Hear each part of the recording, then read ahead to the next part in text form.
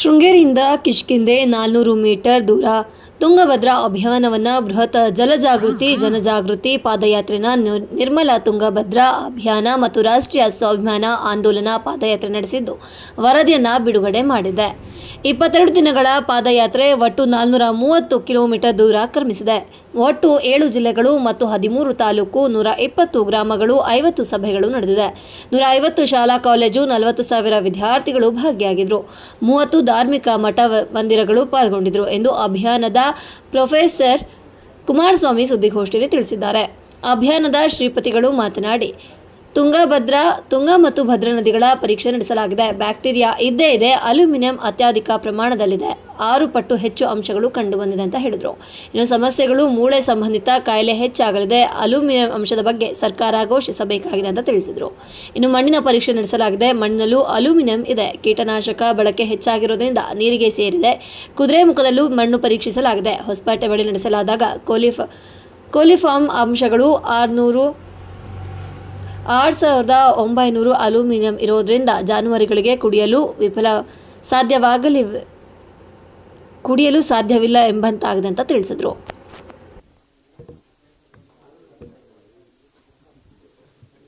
130 kilometre ಉದ್ದದ ಪಾದಯಾತ್ರೆಯನ್ನು ನಾವು ಯಶಸ್ವಿಯಾಗಿ ಮುಕ್ತಾಯ ಮಾಡಿ ಈಗ ಅದರಲ್ಲಿ ನಮ್ಮ ಪಾದಯಾತ್ರೆ ಸಂದರ್ಭದಲ್ಲಿ ನಾವು ಕಂಡಂತಹ ಸಮಸ್ಯೆಗಳು, ಜನಗಳು ನಮ್ಮ ಜೊತೆಗೆ ಸಂವಾದ ಮಾಡಬೇಕಾದ್ರೆ ಅವರ ಅಭಿಪ್ರಾಯಗಳು ಏನಿದೆ ಈ ನದಿ ಬಗ್ಗೆ ಈಗೆಲ್ಲದನ್ನು ಒಟ್ಟು ಕ್ರೋಢೀಕರಿಸಿ ಈ ನಿರ್ಮಲ ತುಂಗಭದ್ರಾ ಅಭಿಯಾನ ಕರ್ನಾಟಕ ಸಮೀಕ್ಷಾ ವರದಿಯನ್ನು ನಾವು ಇವತ್ತು ಬಿಡುಗಡೆ ಮಾಡ್ತಾ ಇದ್ದೀವಿ. ಇದರಲ್ಲಿ ಬಹಳ ಮುಖ್ಯವಾಗಿ ಪ್ರಾರಂಭದಲ್ಲೇ ನಾವು ಇದನ್ನು ಹೇಳಿದ್ದೀವಿ. ಪಾದಯಾತ್ರೆ ಸಾಗಿದ ಒಟ್ಟು ದೂರ 430 ಕಿಲೋಮೀಟರ್, ಒಟ್ಟು ದಿನ 22 ದಿನ, 7 ಜಿಲ್ಲೆಗಳು, 13 ತಾಲೂಕು, ಸುಮಾರು 120 ಗ್ರಾಮಗಳು, 35 ಸಣ್ಣ ಸಭೆಗಳು, 15 ದೊಡ್ಡ ಸಭೆಗಳು, ಒಟ್ಟು 50 ಸಾರ್ವಜನಿಕ ಸಭೆಗಳು, ಭಾಗವಹಿಸಿದ ಶಾಲೆಗಳು ಸುಮಾರು 150 ಶಾಲಾ ಕಾಲೇಜುಗಳು ಇದರಲ್ಲಿ ಭಾಗವಹಿಸಿವೆ. ಸುಮಾರು ಅಂದಾಜು 40,000 ವಿದ್ಯಾರ್ಥಿನಿಯರು ಈ ಕಾರ್ಯಕ್ರಮದಲ್ಲಿ ಸಕ್ರಿಯವಾಗಿ ಭಾಗವಹಿಸಿದ್ದಾರೆ. ಇತರ ಸಾರ್ವಜನಿಕರು ಸುಮಾರು 10,000ದಷ್ಟು ಭಾಗವಹಿಸಿದ್ದಾರೆ. ಸುಮಾರು 250 ಸಂಘ ಸಂಸ್ಥೆಗಳು ಕೂಡ ಇದರಲ್ಲಿ ಪಾಲ್ಗೊಂಡಿವೆ. ಸುಮಾರು 30 ಧಾರ್ಮಿಕ ಮಠ ಮಂದಿರಗಳು ಕೂಡ ಇದರಲ್ಲಿ ಅಂದರೆ ಒಟ್ಟು ವ್ಯಾಪಕವಾಗಿ ಇದಕ್ಕೆ ನಮಗೆ ಸಹಕಾರ ಸಿಕ್ಕಿದೆ ಅಂತ ಅನ್ನೋದನ್ನು ಮುಖ್ಯವಾಗಿ ನಾವು ಇಲ್ಲಿ ಗಮನಿಸಬೇಕಾಗಿದೆ. ಇದರಲ್ಲಿ 2 ಭಾಗದಲ್ಲಿ ನಾವು ಇದನ್ನು ಯಾತ್ರೆಯನ್ನು ಕೈಗೊಂಡ್ವಿ. ನಿಮಗೆ ಗೊತ್ತಿರ್ಬೋದು, 6/11/24ರಿಂದ 15/11/24 ತನಕ ಮೊದಲ ಹಂತ, ಶೃಂಗೇರಿಯಿಂದ ಹರಿಹರದವರೆಗೆ ಮೊದಲನೇ ಹಂತ. ಎರಡನೇ ಹಂತದಲ್ಲಿ ಹರಿಹರದಿಂದ ಕಿಷ್ಕಿಂಧೆವರೆಗೆ 22/12/2024ರಿಂದ 8/1/25ರವರೆಗೆ ಈ ಎರಡನೇ ಹಂತ ಸುಮಾರು 200 ಕಿಲೋಮೀಟರ್ನ ಪಾದಯಾತ್ರೆ ನಡೆದಿದೆ. ಇದರಲ್ಲಿ ನಾವು 2 ಭಾಗ ಮಾಡಿದ್ದೀವಿ. ಒಂದು, ಸಮಸ್ಯೆಗಳು, ನಾವು ತುಂಗಭದ್ರೆಗೆ ಸಂಬಂಧಪಟ್ಟಂತೆ ಏನು ಸಮಸ್ಯೆಗಳಿದೆ ಅನ್ನೋದನ್ನು ನಾವು ಗುರುತಿಸಿದ್ದೀವಿ. ಆಮೇಲೆ ಅದಕ್ಕೆ ಬೇಕಾದಂತಹ ಪರಿಹಾರವನ್ನು ಕೂಡ ನಾವು ಇದರಲ್ಲಿ ಸೂಚಿಸಿದ್ದೀವಿ.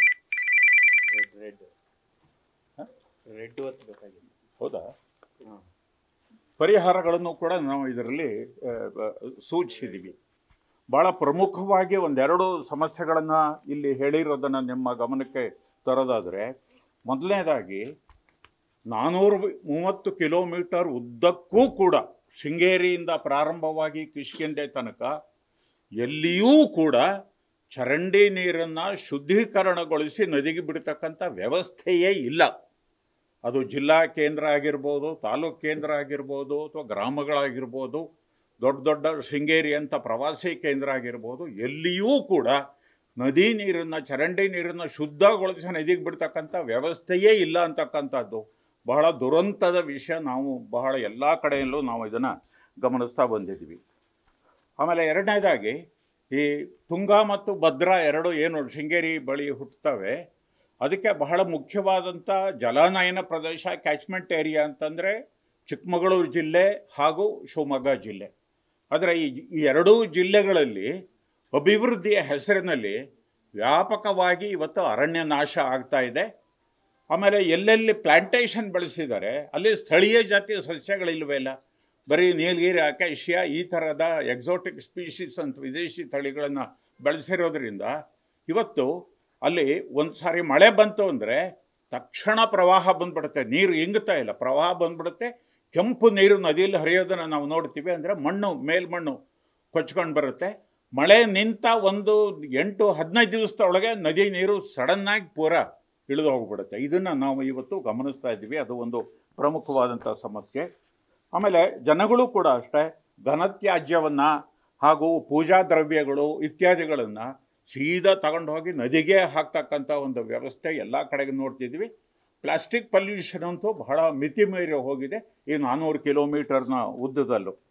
ಹಾಗೆ ಕಸಾಯಿಖಾನೆ ತ್ಯಾಜ್ಯವನ್ನು ನದಿಗೆ ಎಸೆಯತಕ್ಕಂಥದ್ದು, ಕೃಷಿ ರಾಸಾಯನಿಕಗಳನ್ನು ನೇರವಾಗಿ ಉಳಿಕೆ ನೀರನ್ನು ನದಿಗೆ ಬಿಡ್ತಕ್ಕಂಥದ್ದು, ಇದನ್ನೆಲ್ಲ ನಾವು ಒಬ್ಸರ್ವ್ ಮಾಡಿದ್ವಿ. ಈ ಎರಡನೇ ಹಂತ ಏನಿದೆ ಹರಿಹರದಿಂದ ಕಿಷ್ಕಿಂಧೆ ತನಕ, ಮೊದಲನೇ ಹಂತದಲ್ಲಿ ಶೃಂಗೇರಿಯಿಂದ ಹರಿಹರ ತನಕ ನೋಡ್ತಂದರೆ ಅಷ್ಟೊಂದು ಕೈಗಾರಿಕೆಗಳಿಲ್ಲ. ಇಲ್ಲಿ ಪ್ರಧಾನವಾಗಿ ಕೃಷಿ ಮತ್ತು ತೋಟಗಾರಿಕೆಗಳಿಂದ ಆಗ್ತಕ್ಕಂಥ ಮಾಲಿನ್ಯ. ಆದರೆ ಹರಿಹರದಿಂದ ಮುಂದಕ್ಕೆ ಕಿಷ್ಕಿಂಧೆ ತನಕ ಈ ಮಾಲಿನ್ಯಗಳ ಜೊತೆಗೆ ಅಲ್ಲಿ ಇನ್ನೂ ಕೆಲವು ಎಕ್ಸ್ಟ್ರಾ ಮಾಲಿನ್ಯಗಳನ್ನು ನಾವು ಗುರುತಿಸ್ತೀವಿ. ಒಂದು ಅಂತಂದರೆ ಕೈಗಾರಿಕಾ ಮಾಲಿನ್ಯ. ಮೊದಲನೇದೇ ಈ ವರದಿನಲ್ಲಿ ಹೇಳಿರೋ ಪ್ರಕಾರ ಈ ತುಂಗಭದ್ರಾ ನದಿ ತಟದಲ್ಲಿ ಹರಳಹಳ್ಳಿ ಗ್ರಾಮದಿಂದ 1 ರಿಂದ 1.5 ಕಿಲೋಮೀಟರ್ ಅಂತರದಲ್ಲಿ ಆದಿತ್ಯ ಬಿರ್ಲಾ ಗ್ರೂಪ್ ಕಂಪನಿಯ ಬೃಹತ್ ಕಾರ್ಖಾನೆಯಿಂದ ತ್ಯಾಜ್ಯ ನೀರು ನೇರವಾಗಿ ನದಿಗೆ ಹರಿಯುತ್ತಾ ಇರುವುದನ್ನು ನಾವು ಗಮನಿಸ್ತಿದ್ದೀವಿ. ಸುತ್ತಮುತ್ತಲ ಗ್ರಾಮಗಳಲ್ಲಿ ವಾಸಿಸುವ ಗರ್ಭಿಣಿ ಮಹಿಳೆಯರಿಗೆ ಕನಿಷ್ಠ 20-25 ದಿನಗಳ ಅವಧಿ ಪೂರ್ವ ಪ್ರಸವದಂತಹ ಸಮಸ್ಯೆಗಳು ಹಾಗೂ ಮಕ್ಕಳು, ಯುವಕರು, ವಯಸ್ಕರು ಮತ್ತು ವೃದ್ಧರು ವ್ಯತ್ಯಾಸವಿಲ್ಲದಂತೆ ಹೃದಯಾಘಾತದ ಸಮಸ್ಯೆಗಳನ್ನು ನಾವು ಇಲ್ಲಿ ಗಮನಿಸಿದ್ದೀವಿ ಅಂತ ಅನ್ನೋದನ್ನು. ಆಮೇಲೆ ಈ ಮರಿಯಮ್ಮನಹಳ್ಳಿ ಅಂತ ಒಂದು ಪ್ರದೇಶ ಬರುತ್ತೆ. ಅಲ್ಲಿ ವಿಪರೀತ ಕೈಗಾರಿಕೆಗಳು, ಹರಿಹರದಿಂದ ಮುಂದಕ್ಕೆ ಕೈಗಾರಿಕೆಗಳು ತುಂಬ ಜಾಸ್ತಿ. ಈ ಮರಿಯಮ್ಮನಹಳ್ಳಿ ಸಮಸ್ಯೆ ಸುತ್ತಮುತ್ತಲ ಬೃಹತ್ ಕಾರ್ಖಾನೆಗಳಿಂದ ತ್ಯಾಜ್ಯ ನೀರು ನದಿಗೆ ಸೇರುತ್ತಿದೆ. SLR ಕಾರ್ಖಾನೆ ನದಿ ಕ್ಯಾಚ್ಮೆಂಟ್ ಏರಿಯಾದಲ್ಲೇ ಇದೆ. ತ್ಯಾಜ್ಯ ನೀರು ನೇರವಾಗಿ ನದಿಗೆ ಸೇರ್ಪಡೆಗೊಳ್ಳುತ್ತಿದೆ. ಸೈರ್ ಮತ್ತು ಇತರೆ ಕಾರ್ಖಾನೆಗಳಿಂದ ವಾಯು ಮಾಲಿನ್ಯ ಯಥೇಚ್ಛವಾಗಿ ಆಗುತ್ತಿದೆ. BMM ಕಾರ್ಖಾನೆ ತ್ಯಾಜ್ಯ ನೀರು ನದಿಗೆ ಸೇರುತ್ತಿದೆ. ಈ ರೀತಿ ಆಮೇಲೆ ಅದೇ ತರಹ ಈ ಹೊಸಪೇಟೆ ಮತ್ತು ಕಿಷ್ಕಿಂಧೆ ಈ ಪ್ರದೇಶಗಳಲ್ಲಿ ವ್ಯಾಪಕವಾಗಿ ಗಣಿಗಾರಿಕೆ ಕೂಡ ನಡೀತಾ ಇದೆ. ಆ ಗಣಿಗಾರಿಕೆ ತ್ಯಾಜ್ಯ, ಕೈಗಾರಿಕಾ ತ್ಯಾಜ್ಯ, ಆಮೇಲೆ ಈ ವ್ಯಾಪಕವಾಗಿ ಮರಳು ಗಣಿಗಾರಿಕೆ ಕೂಡ ಅಲ್ಲಿ ನಡೀತಾ ಇದೆ. ಕೆಲವು ಲೀಗಲ್ಲು, ಬಹಳಷ್ಟು ಇಲ್ಲೀಗಲ್ಲು. ಹಾಗಾಗಿ ಈ ಎಲ್ಲ ಸಮಸ್ಯೆಗಳು ಕೂಡ ಈ ಉದ್ದಕ್ಕೂ 400 ಕಿಲೋಮೀಟರ್ ಉದ್ದಕ್ಕೂ ಕೂಡ ನಾವು ಇದನ್ನು ಗಮನಿಸ್ತಿದ್ದೀವಿ. ಜನಗಳು ಕೂಡ ನಮಗೆ ಇದನ್ನು ಗಮನಕ್ಕೆ ತಂದಿದ್ದಾರೆ.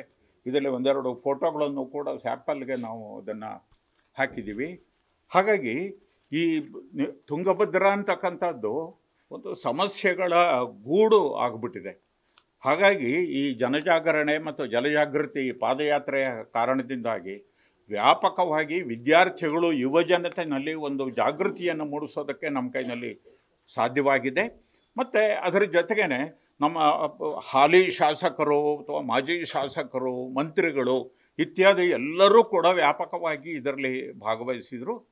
ಇದರ ಕಾರಣದಿಂದ ಸ್ವಲ್ಪ ಮಟ್ಟಿಗೆ ನಾವೀಗ ಗಮನಿಸ್ತಾ ಇರೋ ಥರ ಕೆಲವು ಕಡೆಗಳಲ್ಲಿ ಈಗ ತೀರ್ಥಹಳ್ಳಿ ಮುಂತಾದ ಕಡೆಗಳಲ್ಲಿ ಈ ಒಳಚರಂಡಿ ವ್ಯವಸ್ಥೆ ಅಥವಾ ಈ ಕೊಳೆ ನೀರನ್ನು ಶುದ್ಧೀಕರಣ ಮಾಡಿ ಬಿಡ್ತಕ್ಕಂಥ ಕೆಲವು ಗ್ರಾಂಟು ನಮಗೆ ಸ್ಯಾಂಕ್ಷನ್ ಆಗಿದೆ. ಆ ಕಾರ್ಯವನ್ನು ನಾವು ತಗೋತಾ ಇದ್ದೀವಿ ಅಂತ ಹೇಳಿ ಅಲ್ಲಿರ್ತಕ್ಕಂಥ ಮುನ್ಸಿಪಲ್ ಪ್ರೆಸಿಡೆಂಟು ಹಾಗೂ ಆರ್ಗ ಜ್ಞಾನೇಂದ್ರ ಅವರು ತಿಳಿಸಿದ್ದು. ಶಿವಮೊಗ್ಗದಲ್ಲೂ ಕೂಡ ಅದು ಕೆಲಸ ಮಾಡ್ತಿಲ್ಲ, ಆದರೆ ನಾವು ನಿರಂತರವಾಗಿ ಒತ್ತಡ ಹಾಕ್ತಾ ಇರೋದರಿಂದ ಕೆಲಸ ಮಾಡಬಹುದಾದ ಹಂತಕ್ಕೆ ಈಗ ಬಂದಿದೆ ಅನ್ನೋದು ಸ್ವಲ್ಪ ಸಮಾಧಾನಕರವಾದಂಥ ವಿಷಯ. ಹಾಗಾಗಿ ಈ ಪಾದಯಾತ್ರೆಯನ್ನು ನಾವೆಲ್ಲ ಸೇರಿ ಏನು ನಾವು ಕೈಗೊಂಡಿದ್ದೀವಿ, ಇದು ಒಂದು ಒಳ್ಳೆಯ ದಿಕ್ಕಿನಲ್ಲಿ ಇದು ನಡೀತಾ ಇದೆ. ನಾವು ಇನ್ನು ಮುಂದೆ ದಾವಣಗೆರೆಯಲ್ಲಿ ಮತ್ತು ಗಂಗಾವತಿನಲ್ಲೂ ಕೂಡ ಆ ಉತ್ತರ ಭಾಗದ್ದು 2 ಪ್ರೆಸ್ ಮೀಟ್ಗಳನ್ನು ಮಾಡ್ತೀವಿ. ಅನಂತರ ಬೆಂಗಳೂರಿನಲ್ಲಿ ಇನ್ನೊಂದು ದೊಡ್ಡ ಪ್ರೆಸ್ ಮೀಟನ್ನು ಮಾಡಿ ಸರ್ಕಾರ ಮುಖ್ಯಮಂತ್ರಿಗಳು, ಸಂಬಂಧಪಟ್ಟಂಥ ಮಂತ್ರಿಗಳು ಮತ್ತು ಈ 430 ಕಿಲೋಮೀಟರ್ ಏರಿಯಾದ ಶಾಸಕರು, ಸಂಸದರು ಏನಿದ್ದಾರೆ ಎಲ್ಲರಿಗೂ ಕೂಡ ಈ ಪ್ರತಿಗಳನ್ನು ನಾವು ಅವರಿಗೆ ತಲುಪಿಸಿ ನಾವು ಪಕ್ಷಭೇದವಾಗಿ ನಾವೆಲ್ಲರೂ ಕೂಡ ಈ ತುಂಗಭದ್ರಾ ನದಿಯ ಶುದ್ಧೀಕರಣಕ್ಕೆ ನಾವು ಕೆಲಸ ಮಾಡಬೇಕು ಅಂತಕ್ಕಂಥ ಕೆಲಸವನ್ನು ಕೂಡ ನಾವು ಇನ್ನು ಮುಂದಿನ ದಿವಸ ಫಾಲೋ ಅಪ್ ಆ್ಯಕ್ಟಿವಿಟಿಯಾಗಿ ನಾವು ಅದನ್ನು ಮಾಡ್ತಾಯಿದ್ದೀವಿ. ಆಮೇಲೆ ಇದರಲ್ಲಿ ನಾವು ಪೊಲ್ಯೂಷನ್ ಕಂಟ್ರೋಲ್ ಬೋರ್ಡು ಮತ್ತು ಯೂರೋಫಿನ್ ಅಂತಕ್ಕಂಥ ಒಂದು ದೊಡ್ಡ ಲ್ಯಾಬೊರೇಟರಿಗೆ ನಾವು ಈ ನೀರಿನ ಸ್ಯಾಂಪಲ್ಗಳನ್ನು ಕಳಿಸಿದ್ವಿ. ಅದರಲ್ಲಿ ಏನೋ ಆಘಾತಕಾರಿ ವರದಿಗಳಿಗೆ ಬಂದಿದೆ ಅಂತ ಅನ್ನೋದನ್ನು ಡಾಕ್ಟರ್ ಶ್ರೀಪತಿ ಅವರು ತಮಗೆ ಇವಾಗ ತಿಳಿಸ್ತಾರೆ. ಅದು ಈಗ ಒಂಥರ ಅದನ್ನು ಹೇಳಿದರೆ ಒಂದು ವ್ಯಂಗ್ಯ ಅಂತ ಅನಿಸುತ್ತೆ. ಯಾಕೆಂದರೆ ಇವತ್ತು ತುಂಗಾ ನದಿ ಹೇಗಾಗಿದೆ ಅಂತಂದರೆ ನಮಗೆ ಗೊತ್ತಿದೆ, ಶಿವಮೊಗ್ಗದಲ್ಲಿ ಯಾರು ನದಿ ದಡದಲ್ಲಿ ಹೋಗಲಿಕ್ಕೆ ಇಷ್ಟಪಡದೇ ಇರುವಂಥ ಒಂದು ಪರಿಸ್ಥಿತಿಯಾಗಿದೆ. ಹಾಗಾಗಿ ನಾವು ಈ ಅಭಿಯಾನದ ಒಂದು ಅಂಗವಾಗಿ ಕೆಲವು ನೀರಿನ ಪರೀಕ್ಷೆಗಳನ್ನು ಮಾಡಿಸಿದ್ವಿ. ಮೊದಲನೇದಾಗಿ ನಾವು ಶಿವಮೊಗ್ಗದ ಕುಡಿಯೋ ನೀರಿನ ಪರೀಕ್ಷೆ ಮತ್ತು ನದಿ ನೀರಿನ ಪರೀಕ್ಷೆಗಳನ್ನು ಮಾಡಿಸಿದ್ವಿ. ಈ ಎರಡರಲ್ಲೂ ಪ್ರಧಾನವಾಗಿ ನಮಗೆ ಅದರ ಒಂದು ರಿಪೋರ್ಟನ್ನು ಸಹ ಈ ವರದಿನಲ್ಲಿ ಸೇರಿಸಿದ್ವಿ. ನಮಗೆ ಪ್ರಧಾನವಾಗಿ ಕಂಡು ಬಂದಂಥ ವಿಚಾರ ಅಂದರೆ ಹೊಸದಾಗಿ ಬ್ಯಾಕ್ಟೀರಿಯಾಗಳು, ಕೋಲಿಫಾರ್ಮ್ ಬ್ಯಾಕ್ಟೀರಿಯಾ ಇವುಗಳೆಲ್ಲ ಇದ್ದೇ ಇದೆ. ಅದರ ಜೊತೆಗೆ ಅಲ್ಯೂಮಿನಿಯಂ ಅಂಶ ನಿಗದಿತ ಪ್ರಮಾಣಕ್ಕಿಂತ 6 ಪಟ್ಟು ಅಂದರೆ 0.205 ಮಿಲಿಗ್ರಾಮ್ ಪರ್ ಲೀಟರ್ ಇದೆ. Actually permissible limit 0.03 milligram per litre ಅಂದರೆ 0.03 ಇರಬೇಕಾಗಿದ್ದು 0.2 ಅಂದರೆ ಸುಮಾರು 6 ಪಟ್ಟು, 6ಕ್ಕಿಂತನೂ ಜಾಸ್ತಿ ಪಟ್ಟು ಅಲ್ಯೂಮಿನಿಯಂ ಅಂಶ ಇದೆ ಅನ್ನೋದು ಇದರಲ್ಲಿ ಗೊತ್ತಾಯಿತು. ಈವರೆಗೆ ಈ ಥರದ ಪರೀಕ್ಷೆಗಳನ್ನು ಯಾರು ಮಾಲಿನ್ಯ ನಿಯಂತ್ರಣ ಮಂಡಳಿ ಅಧಿಕಾರಿಗಳಾಗಲಿ ನಗರಸಭೆಯ ಯಾವುದೇ ಒಂದು ಸರ್ಕಾರಿ ಸಂಸ್ಥೆಗಳು ಮಾಡಿರಲಿಲ್ಲ. ಅದು ನಮ್ಮಿಂದ ಗೊತ್ತಾಗಿದೆ. ಇದರ ನಂತರ ಇದು ವೈದ್ಯರುಗಳೆಲ್ಲ ಸಂಪರ್ಕ ಮಾಡಿದಾಗ ಅವರು ಇದರ ಲಾಂಗ್ ರೇಂಜ್ ಅಂದರೆ ಬಹಳ ದಿನಗಳ ಸಮಸ್ಯೆಗಳು ಏನು ಬರಬಹುದು ಅನ್ನೋದನ್ನು ಹೇಳಿದ್ದಾರೆ. ಬಹಳ ಮುಖ್ಯವಾಗಿ ಮೂಳೆ ಸಂಬಂಧಿತ ಕಾಯಿಲೆಗಳು ಹೆಚ್ಚಾಗುತ್ತೆ ಅನ್ನೋದನ್ನು ಅವರು ವೈದ್ಯರುಗಳು ಹೇಳ್ತಾ ಇದ್ದಾರೆ. ಆದರೆ ಇದರ ಬಗ್ಗೆ ನಿಖರವಾಗಿ ಸರ್ಕಾರದ ವತಿಯಿಂದ ಹೆಚ್ಚಿನ ಪರೀಕ್ಷೆಗಳಾಗಿ ಅಧಿಕೃತವಾಗಿ ಘೋಷಣೆ ಆಗಬೇಕು. ಮತ್ತು ಈ ಅಲ್ಯೂಮಿನಿಯಂ ಅಂಶ ಕಡಿಮೆ ಆಗಲಿಕ್ಕೆ ಏನು ಕಾರಣ ಅನ್ನೋದನ್ನು ಹೇಗೆ ಮಾಡಬೇಕು ಅನ್ನೋದನ್ನು ಅವರು ಮುಂದೆ ಇದನ್ನು ಮುಂದುವರಿಸಬೇಕಾಗಿದೆ. ಆಮೇಲೆ ಇದರ ಪರೀಕ್ಷೆಯ ಆಧಾರದ ಮೇಲೆ ಮಾಲಿನ್ಯ ನಿಯಂತ್ರಣ ಮಂಡಳಿ ಅಧಿಕಾರಿಗಳು ಸಹ ನೀರಿನ ಪರೀಕ್ಷೆ ಮತ್ತು ಮಣ್ಣು ಪರೀಕ್ಷೆ ಶಿವಮೊಗ್ಗದಿಂದ ಹಿಡಿದು ಗಂಗಡಿಕಲ್ವರೆಗೂ ಮಣ್ಣಿನ ಪರೀಕ್ಷೆಗಳನ್ನು ಮಾಡಿದ್ದಾರೆ. ಆ ಮಣ್ಣಿನ ಪರೀಕ್ಷೆಗಳದ ಕೆಲವು ರಿಪೋರ್ಟ್ಗಳನ್ನು ಸಹ ನಾವಿಲ್ಲಿ ಹಾಕಿದ್ವಿ. ಮೊದಲನಾಗಿ ಸ್ಲಡ್ಜ್ ಸ್ಯಾಂಪಲ್ಲು ನಮ್ಮ ಬ್ಯಾಕ್ ವಾಶ್ ಕಲೆಕ್ಷನ್ ಎಟ್ ಕೃಷ್ಣರಾಜೇಂದ್ರ ವಾಟರ್ ಟ್ರೀಟ್ಮೆಂಟ್ ಪ್ಲಾಂಟ್ ಅಲ್ಲಿ ಒಂದು ಹಾಕಿದೆ. ಹಾಗೆಯೇ ಲಕ್ಯಾ ಡ್ಯಾಮ್ ಕುದುರೆಮುಖ ಅಲ್ಲಿದು ಸಹ ಸಾಯಿಲ್ ಸ್ಯಾಂಪಲ್ದು ರಿಪೋರ್ಟ್ ಹಾಕಿದೆ. ಅದರಲ್ಲೂ ಸಹ ಅಲ್ಯೂಮಿನಿಯಂ ಅಂಶ ಅತಿ ಜಾಸ್ತಿ ಇದೆ ಅಂತ, ಅಂದರೆ ಮಣ್ಣಿನಲ್ಲೇ ಇದೆ, ಅದು ನೀರಿಗೆ ಬಂದಿದೆ. ಅಂದರೆ ಸಹಜವಾಗಿ ಮಣ್ಣಲ್ಲಿದ್ದಂಥದ್ದು ನೀರಲ್ಲಿ ಕರಗಿ ಬರೋದಿಲ್ಲ ಅಲ್ಯೂಮಿನಿಯಮ್ಮು, ಆದರೆ ಬಂದಿದೆ ಅನ್ನೋ ಕಾರಣ ಈವರೆಗೆ ಪರೀಕ್ಷೆಗಳು ಇದರ ಬಗ್ಗೆ ನಿಖರವಾಗಿ ಆಗಿಲ್ಲ. ಆದರೆ ವಿಜ್ಞಾನಿಗಳು ಹೇಳೋ ಪ್ರಕಾರ ನಾವು ಬಳಸುವಂಥ ಕೀಟನಾಶಕಗಳು, ಸುಮಾರು ರಾಸಾಯನಿಕಗಳು ಮಣ್ಣಲ್ಲಿರುವ ಅಲ್ಯೂಮಿನಿಯಮನ್ನು ಕರಗಿಸಿ ನೀರಿಗೆ ಸೇರಿಸುವ ಒಂದು ಶಕ್ತಿ ಇದೆ. ಹಾಗಾಗಿ ಇದರ ಬಳಕೆ ಜಾಸ್ತಿ ಆದಷ್ಟು ಈ ಅಲ್ಯೂಮಿನಿಯಂ ಅಂಶ ನೀರಲ್ಲಿ ಜಾಸ್ತಿ ಬರಬಹುದು ಅಂತ ವಿಜ್ಞಾನಿಗಳು ಹೇಳ್ತಾ ಇದ್ದಾರೆ. ಆದರೆ ಇದ್ರ ಬಗ್ಗೆ ಪರೀಕ್ಷೆಗಳು ಇನ್ನೂ ಆಗಬೇಕಾಗಿದೆ. ಆದರೆ ಇದ್ರ ಬಗ್ಗೆ ನಾವು ಈ ಅಭಿಯಾನದ ಮುಖಾಂತರ ಗಮನವನ್ನು ಸೆಳೆದಿದ್ವಿ. ಅದರ ನಂತರ ನಾವು ಮುಂದುವರೆದು ಹೊಸಪೇಟೆ ಸುತ್ತಮುತ್ತ ಅಲ್ಲೂ ಸಹ ವಾಟರ್ ಸ್ಯಾಂಪಲ್ಗಳನ್ನ ಮಾಲಿನ್ಯ ನಿಯಂತ್ರಣ ಮಂಡಳಿಯವರೇ ಕೊಟ್ಟಂಥ ವರದಿಗಳನ್ನು ಆಧರಿಸಿ ನಾವು ಕೆಲವು ತೀರ್ಮಾನಗಳನ್ನು ತಗೊಂಡಿದ್ದೀವಿ. ಅದರಲ್ಲಿ ಬಹಳ ಮುಖ್ಯವಾಗಿ ನಾವು ಗಮನಿಸ್ಬೋದಾದ್ದು ಅಂದರೆ ಉಳೇನೂರು, ಪೇಜ್ ನಂಬರ್ 26ರಲ್ಲಿದೆ. ಉಳೇನೂರು ಕೊಪ್ಪಳ ತುಂಗಭದ್ರಾ ನದಿ, ಅಲ್ಲಿ ಕೋಲಿಫಾರ್ಮ್ ಬ್ಯಾಕ್ಟೀರಿಯಾ 6900 ಇದೆ. ಅಂದರೆ MPN ಪರ್ 100 ml ಇದು ಯೂನಿಟ್ಟು 6900. ನಿಗದಿತ ಪ್ರಮಾಣ ಏನಿದೆ ಮಾಲಿನ್ಯ ಸೆಂಟ್ರಲ್ ಪೊಲ್ಯೂಷನ್ ಕಂಟ್ರೋಲ್ ಬೋರ್ಡ್ನವರು ಇದೆಲ್ಲ ವೆಬ್ಸೈಟಲ್ಲಿ ಯಾರು ಬೇಕಾದರೂ ಡೌನ್ಲೋಡ್ ಮಾಡ್ಕೋಬೋದು. ಇದರಲ್ಲಿ ನೀರಿನ ಗುಣಮಟ್ಟವನ್ನು ABCDE ಅಂತ 5 ಕ್ಯಾಟಗರಿ ಮಾಡಿದ್ದಾರೆ. ಎ ಅಂದರೆ ಕುಡಿಯೋ ನೀರು ಅಂಥದ್ದು, ಬಿ ಅಂತಂದರೆ ಸ್ನಾನ ಇತ್ಯಾದಿಗಳಿಗೆ ಬಳಸೋವಂಥದ್ದು ಔಟ್ಡೋರ್ ಬಾತಿಂಗ್, ಸಿ ಅಂತಂದರೆ ಕುಡಿಯೋ ನೀರನ್ನು ಶುದ್ಧೀಕರಣ ಮಾಡಿ ಬಳಸ್ಬೋದಾದಂಥ ನೀರು, ಡಿ ಅಂತಂದರೆ ಕಾಡು ಪ್ರಾಣಿಗಳಿಗೆ ಮತ್ತು ಮೀನುಗಾರಿಕೆಗೆ ಸೂಕ್ತವಾದಂಥದ್ದು, ಇ ಅಂದರೆ ಕೃಷಿಗೆ ಮತ್ತು ಕೈಗಾರಿಕೆಗೆ ಬಳಸ್ಬೋದಾದಂಥ ನೀರು ಅಂತ 5 ಕ್ಯಾಟಗರಿ ಮಾಡಿದ್ದಾರೆ. ಇದರಲ್ಲಿ ಡಿನಲ್ಲಿ ಸಿ ಪ್ರಮಾಣದಲ್ಲಿ 5000ಕ್ಕಿಂತ ಜಾಸ್ತಿ ಇದ್ದರೆ ಅದು ಸಿ ಗ್ರೇಡ್ ಆಗುತ್ತೆ. ಆದರೆ ಇಲ್ಲಿ ನಮ್ಮ ನೀರಿನಲ್ಲಿ 6900 ಇದೆ. ಅಂದರೆ ಇದು ಪ್ರಾಣಿಗಳಿಗೂ ಸಹ ಸಾಧ್ಯ ಆಗೋದಿಲ್ಲ ಬಳಸಲಿಕ್ಕೆ, ಜಾನುವಾರುಗಳಿಗೂ ಬಳಸೋಕ್ಕೆ ಯೋಗ್ಯ ಅಲ್ಲ ಅನ್ನೋ ಒಂದು ಪಟ್ಟಿದ್ದಾರೆ. ಆದರೆ ಹೊಸಪೇಟೆನಲ್ಲಿ ಬಂದಂಥ ಕೋಲಿಫಾರ್ಮ್ ಬ್ಯಾಕ್ಟೀರಿಯಾದ ಮೂಲ ಯಾವುದು? ಹೊಸಪೇಟೆ ದೊಡ್ಡ ನಗರ, ಹಗರಿಬೊಮ್ಮನಹಳ್ಳಿ ಇದು ಇರ್ಬೋದು. ಆದರೆ ಇದಕ್ಕೆ ಮುಖ್ಯ ಕಾರಣ ಅಂದರೆ ದೊಡ್ಡ ಪಟ್ಟಣಗಳು ಅಂದರೆ ನಮ್ಮದೇ ನ್ಯಾಮತಿ ಅಥವಾ ಹೊನ್ನಾಳಿ, ಶಿವಮೊಗ್ಗ ಈ ಭಾಗದ ನೀರೇ ಸಹ ಅಲ್ಲಿ ಹೋಗಿದೆ. ಹಾಗಾಗಿ ಇಕೋಲೈ ಅಥವಾ ಕೋಳಿಫಾರ್ಮ್ ಬ್ಯಾಕ್ಟೀರಿಯಾ ಇದಕ್ಕೆ ಕಾರಣೀಭೂತರು ನಾವೇ ಅನ್ನೋದು ಇಲ್ಲಿ ಅರ್ಥ ಆಗುತ್ತೆ. ಇದರ ಬಗ್ಗೆನೂ ಸಹ ಸರ್ಕಾರ ಹೆಚ್ಚಿನ ಕ್ರಮವನ್ನು ತಗೊಳ್ಬೇಕು ಅಂತ ನಾವು ಇದ್ರ ಮೂಲಕ ಈ ವರದಿಯ ಮುಖಾಂತರ ಹೇಳ್ತಾ ಇದ್ದೀವಿ. ಹಾಗೆಯೇ ಬಯೋಕೆಮಿಕಲ್ ಆಕ್ಸಿಜನ್ ಡಿಮ್ಯಾಂಡ್ ಅಂದರೆ ನೀರಿಗೆ ಎಷ್ಟು ಆಮ್ಲಜನಕ ನೀರಲ್ಲಿ ಇದ್ದರೆ ಅಲ್ಲಿರುವ ಈ ಕಸವನ್ನು ಸಂಸ್ಕರಿಸುವಂಥ ಬ್ಯಾಕ್ಟೀರಿಯಾಗಳು ಉಳಿಲಿಕ್ಕೆ ಸಾಧ್ಯ ಅನ್ನೋದು ಒಂದು ಮಾನದಂಡ. ಅದು ಸುಮಾರು 3 ಇದ್ದರೆ ಮಿಲಿಗ್ರಾಮ್ ಪರ್ ಲೀಟರ್ ಅದು ಪರವಾಗಿಲ್ಲ, ಅದು ಟ್ರೀಟ್ಮೆಂಟ್ ಮಾಡಿ ಬಳಸ್ಬೋದು ಅಂತ. ಆದರೆ ಇದು 5.8 ಅಂದರೆ ಅತಿ ಜಾಸ್ತಿ ಇದೆ, ಸುಮಾರು 2ರಷ್ಟು ಪಟ್ಟು ಆ ನಿಗದಿತ ಪ್ರಮಾಣಕ್ಕಿಂತ 2ರಷ್ಟು ಪಟ್ಟು ಬಯೋಲಾಜಿಕಲ್ ಆಕ್ಸಿಜನ್ ಡಿಮ್ಯಾಂಡ್ ಇದೆ, ಅಂದರೆ ಆಕ್ಸಿಜನ್ನಿನ ಕೊರತೆ ಇದೆ. ಅದು ಸಹ ಈ ವರದಿಯ ಮುಖಾಂತರ ಹೇಳುತ್ತೆ. ಒಟ್ಟಿನಲ್ಲಿ ನಮ್ಮ ತುಂಗಾ ನದಿ ಅಥವಾ ತುಂಗಭದ್ರಾ ನದಿ ಕುಡಿಲಿಕ್ಕಾಗಲಿ, ಸ್ನಾನಕ್ಕಾಗಲಿ, ಜಾನುವಾರುಗಳಿಗಾಗಲಿ ಬಳಸೋದಕ್ಕೆ ಯೋಗ್ಯವಾಗಿಲ್ಲದಂಥ ಪರಿಸ್ಥಿತಿಯನ್ನು ಮುಟ್ಟಿದೆ. ಇದಕ್ಕೆ ಕಾರಣ ಮುಖ್ಯವಾಗಿ ನಾವು ಒಂದು ಕೃಷಿ, ಇನ್ನೊಂದು ಜನವಸತಿ, 3ನೇದು ಕೈಗಾರಿಕೆ. ಈ 3 ಹಂತದಲ್ಲಿ ಸುಧಾರಣೆ ಆಗಬೇಕು. ಇಲ್ಲ ಅಂತಂದರೆ ಈ ನದಿಯನ್ನು ನಾವು ಕಳ್ಕೊತೀವಿ.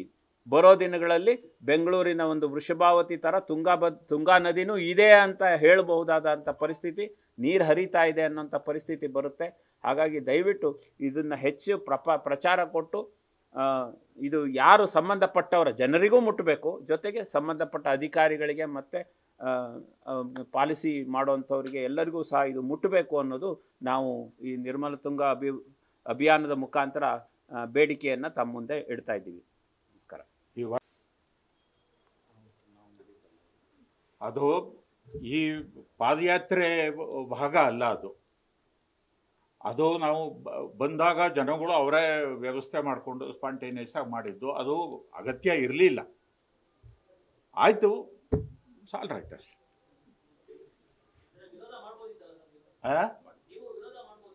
ಇಂಡಿವಿಜುವಲ್ ಆ ಜನಜಂಗುಳಿನಲ್ಲಿ ನಾವು ಆಗಷ್ಟೇ ಪಾದಯಾತ್ರೆ ಮುಗಿಸ್ಕೊಂಡು ಶಿವಮೊಗ್ಗಕ್ಕೆ ಎಂಟ್ರಾಗಿದ್ವಿ.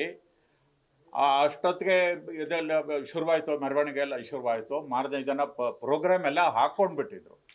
ಸೊ ಆವಾಗ ನಾವೇನು ಮಾಡೋ ಸ್ಥಿತಿ ಇರಲಿಲ್ಲ. ಅಲ್ಲದೆ ನಮಗೆ ಸಾರ್ವಜನಿಕರ ಸಹಕಾರನೂ ಬೇಕು.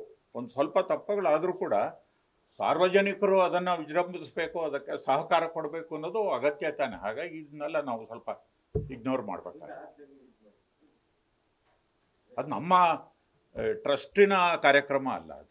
ಆಮೇಲೆ 365 ದಿನ ನಾವು ನದಿಗೆ 25 ವರ್ಷದ ಜೀವನ ಬದಲಾವಣೆ ಎಷ್ಟಾಗಿದೆ ಅಂದರೆ ಪ್ರತಿ ಮನೆಯಲ್ಲೂ 100 ಥರದ ರಾಸಾಯನಿಕಗಳನ್ನು ನಾವು ಸ್ನಾನದಿಂದ ಹಿಡಿದು ಎಲ್ಲ ರೀತಿಯಲ್ಲೂ ಬಳಸ್ತಾ ಇದ್ದೀವಿ. ಅದು ನಿತ್ಯ ಹೋಗ್ತಾ ಇದೆ ನದಿಗೆ.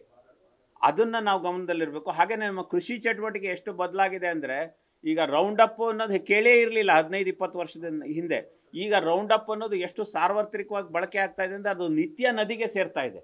ಸೊ ಈ ಥರದ ಸಮಸ್ಯೆಗಳು ದೊಡ್ಡ ಪ್ರಮಾಣದ್ದು, ನಾವು ಅದರ ಬಗ್ಗೆ ಗಮನ ಹರಿಸಲೇಬೇಕು. ಇಲ್ಲ ಅಂತಂದರೆ ಈಗಾಗಲೇ ನಮಗೆ ಆರೋಗ್ಯದ ದೃಷ್ಟಿಯಿಂದ ನೋಡಿದರೆ ಒಬ್ಬೊಬ್ಬ ವ್ಯಕ್ತಿಯನ್ನು ಹಿಡಿದು ಅವರ ಆರೋಗ್ಯ ಹೇಗಿತ್ತು ಅಂತ ಗುರ್ತಿಸೋಕ್ಕಾಗಲ್ಲ. ಓವರಾಲ್ ಆಗಿ ಶಿವಮೊಗ್ಗದಲ್ಲಿ ಈಗ 25 ವರ್ಷದ ಹಿಂದೆ ಆರೋಗ್ಯದ ಸಮಸ್ಯೆಗಳೇನಿತ್ತು, ಕ್ರಾನಿಕಲ್ ಡಿಸೀಸಸ್ ಅಂದರೆ ದೀರ್ಘಾವಧಿ ಕಾಯಿಲೆಗಳು ಏನಿತ್ತು, ಈಗೇನಾಗಿದೆ ಅನ್ನೋದನ್ನು ಕೇಳಿದರೆ ವರದಿಗಳು ಸ್ಪಷ್ಟವಾಗಿ ಹೇಳುತ್ತೆ.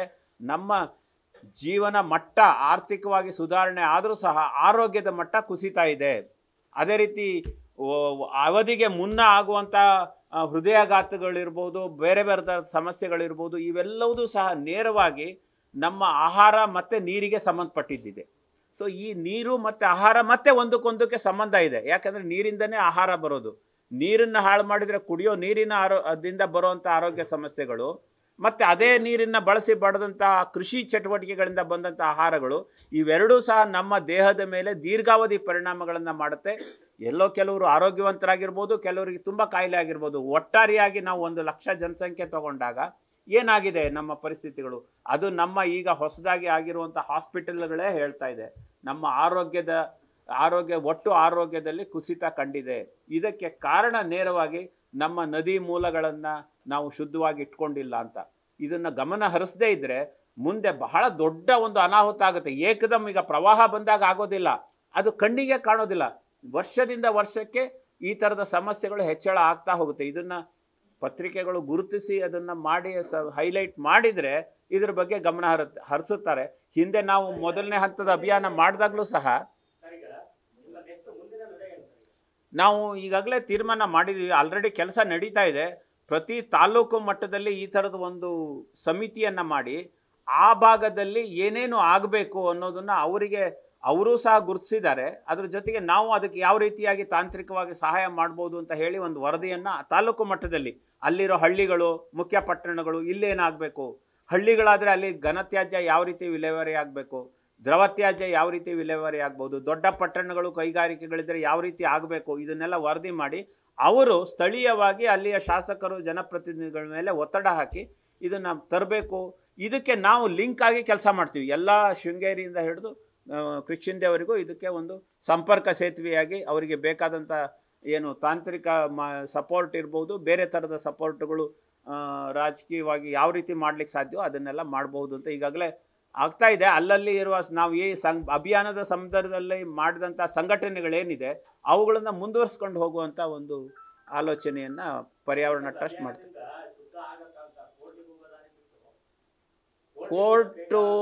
ಕೋರ್ಟು ಅದು ಅಂತಿಮ ನಿಲ್ದಾಣ. ಕೋರ್ಟಿನಿಂದನೇ ತೀರ್ಮಾನ ಆಗೋದಾಗಿದ್ರೆ ಕೋರ್ಟಿಂದ ತೀರ್ಮಾನ ಆಗೋದಾಗಿದ್ರೆ ಬೆಳ್ಳಂದೂರು ಕೆರೆ ಈಗಲೂ ಕೆಟ್ಟಿರ್ಬೇಕಾಗಿರ್ಲಿಲ್ಲ. ತುಂಗಾ ನದಿದೆ ತಗೊಂಡ್ರೆ ಸರ್ಕಾರದ ವತಿಯಿಂದನೇ ಒಂದು ಕಮಿಟಿ ನೇಮಕ ಆಗಿದೆ. 18 ಜನರ ಕಮಿಟಿ ನೇಮಕ ಆಗಿ ಆಗಲೇ 1 ವರ್ಷ ಆಗ್ತಾ ಬಂತು. ಈವರೆಗೆ ಒಂದೇ ಒಂದು ಸಭೆಯನ್ನು ಮಾಡಿದೆ. ಕೋರ್ಟಿನ ಆದೇಶನೇ ಇದೆ ಬೇಕಾದಷ್ಟು. ಸುಪ್ರೀಂ ಕೋರ್ಟಿಂದನೇ ಆದೇಶದ ಪ್ರಕಾರ, ಸೆಂಟ್ರಲ್ NGT ಆದೇಶದ ಪ್ರಕಾರ ತುಂಗಾ ಮತ್ತು ಕೆಲವು ನದಿಗಳಿಗೆ ಒಂದು ಟಾಸ್ಕ್ ಫೋರ್ಸ್ ಮಾಡಿ ಅಂತ ಇದೆ. ಅದರ ಶಿವಮೊಗ್ಗದಲ್ಲೇ ತುಂಗಾ ನದಿದ ಅಧ್ಯಕ್ಷರಿದ್ದಾರೆ, ನಾನು ಒಬ್ಬ ಸದಸ್ಯ ಇದ್ದೀನಿ. ಆದರೆ ಈವರೆಗೂ ಒಂದು ಸಭೆ ಆಗಿಲ್ಲ. ಇದು ಸರ್ಕಾರದ ಕೋರ್ಟ್ ಮುಖಾಂತರ ಹೋದರೆ, ಜನಪ್ರತಿನಿಧಿಗಳು ಒತ್ತಡ ಹಾಕಿದರೆ, ಜನರು ಅದಕ್ಕೆ ಬೆಂಬಲ ಕೊಟ್ಟರೆ, ಮಾಧ್ಯಮದವರು ಪ್ರಚಾರ ಕೊಟ್ಟರೆ ಕೆಲಸ ಆಗುತ್ತೆ ಹೊರತು ಕೋರ್ಟ್ ಒಂದೇ ಯಾಕಂದರೆ ಕೋರ್ಟಿಗೂ ಮೀರಿದೆ ಈ ಸಮಸ್ಯೆಗಳು. ಕೋರ್ಟ್ನವರು ಕಸ ಹಾಕಬೇಡಿ ಅಂತಂದರೆ ಜನ ಎಲ್ಲಿ ಹಾಕಲಿ ಅಂತ ಕೇಳ್ತಾರೆ. ಅವಾಗ ಏನು ಮಾಡ್ತಾರೆ? ಕೋರ್ಟ್ ಆದೇಶ ಹೊರಡಿಸ್ಬೋದು, ಆದರೆ ಎಕ್ಸಿಕ್ಯೂಟ್ ಮಾಡೋದಕ್ಕೆ ಪರಿಹಾರ ಆಗುವಂಥ ಪರಿಹಾರಗಳನ್ನ ನಾವು ಕೊಡಬೇಕಾಗುತ್ತೆ ಹೊರತು ಕೋರ್ಟ್ ಮುಖಾಂತರನೇ ಇದನ್ನು ಸೊಲ್ಯೂಷನ್ ಮಾಡೋಕ್ಕಾಗಲ್ಲ.